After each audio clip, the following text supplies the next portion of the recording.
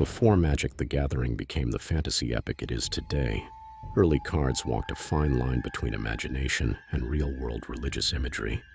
Today we're looking at the cards that were too close to real-world religious traditions and had to be changed or removed from the game entirely. Unholy Strength is one of the more famous examples. Its original art featured a pentagram, a symbol directly tied to satanic rituals in popular culture. This image hit too close to home for many players and parents, leading Wizards to change the art in later reprints, removing the pentagram entirely. This change came during the 1990s, a time when the game and many other elements of pop culture were scrutinized for occult imagery and negative associations, especially among younger audiences. Demonic Tutor depicts a literal demon with horns, tutoring the player by offering forbidden knowledge. The concept of a demonic figure guiding you toward power was seen as too close to real-world depictions of the devil. While the card's power and mechanics made it iconic, Wizards removed the pentagram in Summer Magic 1994 and didn't reprint the card again until 2008, replacing the clearly satanic demon with a more generic demon to avoid religious controversy.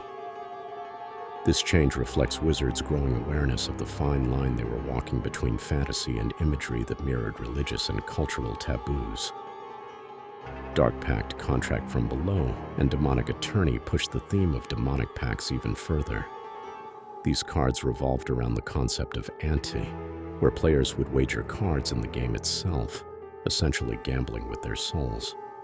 The idea of ante mechanics combined with the imagery of dark Faustian deals made these cards highly controversial.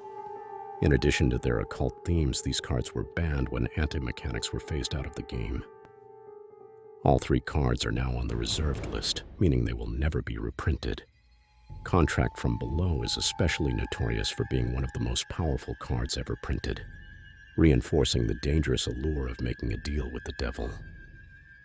Demonic Hordes represents the summoning of dark, destructive forces, with the player commanding a legion of demons at a great cost. Like other early Magic cards, its imagery reinforced the idea of forging alliances with infernal powers.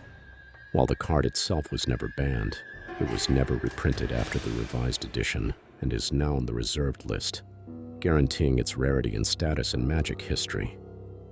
Its dark themes, combined with its gameplay impact, have cemented it as a relic of the early days of Magic, when the game embraced darker and more controversial imagery.